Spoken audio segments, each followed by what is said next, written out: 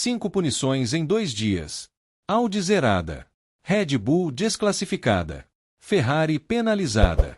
E no meio de tudo isso, só um carro terminou a corrida de pé pela equipe alemã, e era o mesmo que tinha pegado fogo na véspera. Se você quer entender o que Miami revelou sobre o estado real da F1 2026, fica aqui. Inscreve-se no canal e ativa o sino, porque essa análise vai fundo onde os outros param na superfície. 5 punições em 2 dias. Audi excluída do sprint. Red Bull desclassificada no sábado. Ferrari perdendo 20 segundos no domingo. Verstappen com 5 segundos de penalidade por pisar fora da linha branca. Antonelli com outros 5 por limite de pista. Tudo no mesmo fim de semana, na mesma pista, sob o mesmo regulamento. E no meio de toda essa carnificina regulatória, a Audi de Gabriel Bortoleto foi a única equipe que saiu do sábado sem absolutamente nada na mão. Não foi azar. Foi o primeiro fim de semana em que a F1 2026 mostrou os dentes de verdade, e cada equipe sentiu de um jeito diferente. O novo regulamento não chegou para dar mais potência. Chegou para eliminar a margem. Em Miami, a régua caiu na cabeça de todo mundo ao mesmo tempo. A diferença é que as outras equipes levaram punição e continuaram com dados. A Audi não teve essa sorte. O carro de Bortoleto cruzou em 11º no sprint e foi zerado horas depois. Pressão de encalhe acima de 4,8 bar registrada em uma volta isolada. Uma volta. E o resultado inteiro foi embora junto com os dados oficiais daquela sessão. Verstappen perdeu posição no grid. Leclerc perdeu pontos. Bortoleto perdeu tudo ao mesmo tempo, no fim de semana em que a equipe mais precisava de informação para calibrar o motor recém-estreado.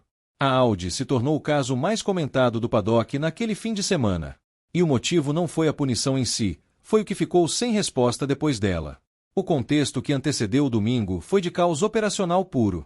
Hülkenberg nem chegou a largar no sprint porque o carro pegou fogo na volta de formação. Bortoleto precisou trocar o eixo traseiro inteiro do R26 entre uma sessão e outra, no intervalo de tempo que a equipe simplesmente não tinha para fazer esse trabalho com calma. O próprio piloto foi direto ao falar sobre isso. A equipe fez um trabalho incrível para colocá-lo de volta na pista, mas quando tudo é feito na correria, sem tempo para checar com cuidado, fica muito difícil garantir que tudo esteja perfeito. E completou com uma lógica técnica simples e dura. Quando você troca o eixo traseiro inteiro em tão pouco tempo, alguma coisa sai do lugar, e é fácil o freio esquentar além do limite e pegar fogo. Foi exatamente o que aconteceu. O freio pegou fogo na volta de desaceleração da classificação.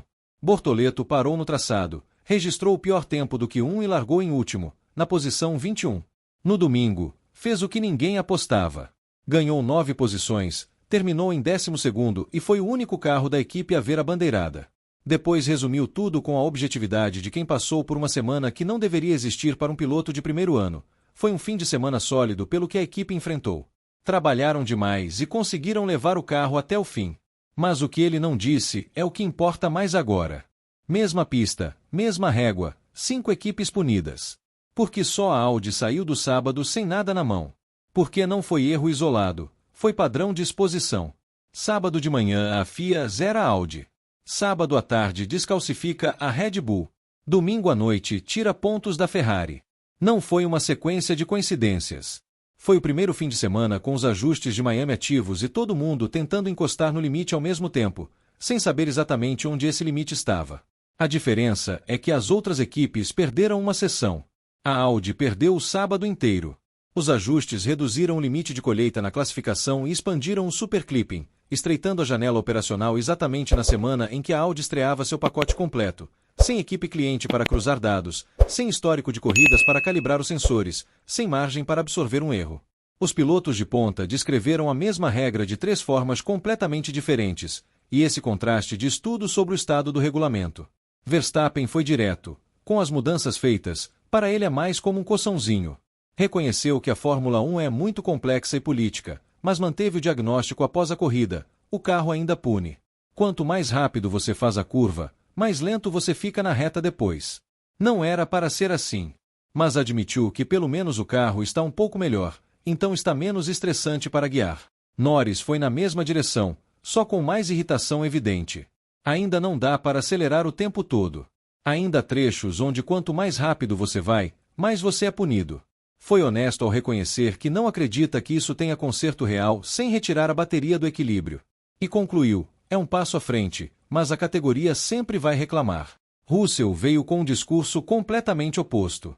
A maior preocupação da Mercedes era ter que tirar o pé no meio da volta rápida. Isso acabou. Perder muita velocidade no fim da reta na classificação. Isso acabou. Pelo que a equipe pediu, a FIA entregou. E foi além. A F1 e a FIA sabem o que estão fazendo, e os fãs estão curtindo as corridas. 3 pilotos de ponta. 3 leituras completamente diferentes da mesma regra. Isso não é detalhe, é sintoma de um regulamento que ninguém interpretou da mesma forma e cujas consequências ainda estão se manifestando de formas que ninguém previu completamente. O chefe da Haas, Ayao Komatsu, resumiu o medo coletivo dos engenheiros do paddock com uma frase que merece ser registrada. Isso cria uma complicação tão grande em alguns cenários que acaba gerando consequências não intencionais.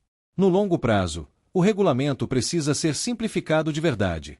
E quem estava mais exposto a essa complicação não era a Haas. Binotto, que comanda a Audi, já havia dito antes de Miami que a maior chance de ganho está na unidade de potência, e que isso não é surpresa para a equipe. Faz parte da jornada. O objetivo de 2030 foi definido porque todos sabiam quanto tempo o desenvolvimento real levaria. Ele também admitiu que as largadas continuam sangrando. O R26 perde posições na primeira volta de forma consistente, e a solução não aparece de forma simples nem no curto prazo. Em nenhuma outra equipe do grid a pressão técnica chega simultaneamente de cima e de baixo com a mesma intensidade que na Audi agora. E aqui está o ponto que a narrativa de perseguição regulatória esconde. Não foi Audi contra a FIA. Foi todo mundo contra uma régua que não perdoa ninguém, e cada equipe sentiu de acordo com a gordura que tinha para queimar. A Red Bull perdeu um carro e manteve o outro somando pontos. A Ferrari perdeu pontos e manteve os dados. A Mercedes perdeu tempo e manteve os 2 carros em condições de corrida. A Audi perdeu a sessão e ficou sem motor funcional em um dos carros. Hülkenberg fora no sprint. Bortoleto zerado no resultado oficial. Sobrou um brasileiro de 21 anos para salvar o fim de semana com um carro que tinha pegado fogo na véspera. A Audi virou protagonista do fim de semana não porque foi perseguida, mas porque é o único time que não tem gordura para absorver erro nenhum. Quando a régua cai com essa precisão, quem estreia motor próprio no primeiro ano, sem equipe cliente para cruzar dados, sente o impacto primeiro e com mais profundidade. A regra não mirou na Audi. Ela só mostrou, de forma implacável, quem estava mais exposto. E quem pagou a conta foi o piloto. Bortoleto disse que o carro estava um pouco melhor. Um pouco. Depois de trocar eixo traseiro, apagar incêndio de freio, largar em último e entregar 57 voltas limpas, porque se quebrasse, a Audi fechava Miami sem nenhum dado de corrida para trabalhar. Isso não é pilotagem na Fórmula 1. É teste de resistência com capacete. Binotto sabe que não existe atalho. Quem já viu a Ferrari por dentro agora vê a Audi pagando a conta de entrar como equipe de fábrica num regulamento que pune pico de pressão por uma volta isolada. A equipe chega no Canadá com menos dados que todo mundo, mais perguntas do que respostas e o desenvolvimento do motor rodando contra o relógio. Em Miami, os engenheiros olhavam para a tela recalculando estratégia em tempo real a cada nova punição. Piloto perguntando no rádio. Chefe de equipe segurando o pit stop porque não sabia se ia tomar 5 segundos. Não era corrida, era contabilidade de risco ao vivo. No Canadá, com as retas longas do circuito de Montreal, todo mundo vai chegar com cautela redobrada. As equipes vão rodar com mapa mais conservador, abrir refrigeração, aceitar perder décimos por volta de propósito, só para não ser a próxima a perder o fim de semana inteiro por 2 milímetros de sensor fora do limite. E a Audi vai chegar com menos margem do que qualquer outro time do grid. Miami respondeu metade da pergunta sobre onde o regulamento de 2026 vai nos levar. A outra metade vem no Canadá. A FIA deve manter a tolerância zero mesmo que cada grande prêmio vire uma loteria de sensor, ou precisa abrir a janela para as equipes conseguirem correr de verdade sem transformar engenharia em advocacia preventiva? Essa resposta começa a aparecer em Montreal. E quando ela aparecer, vai estar aqui primeiro, com a análise que vai além do comunicado oficial. Se você quer acompanhar essa temporada com profundidade real, inscreve-se no canal, ativa o sino e aparece no próximo episódio. Em Montreal, a régua vai estar lá de novo. E nós vamos estar aqui para contar quem teve coragem de encostar nela.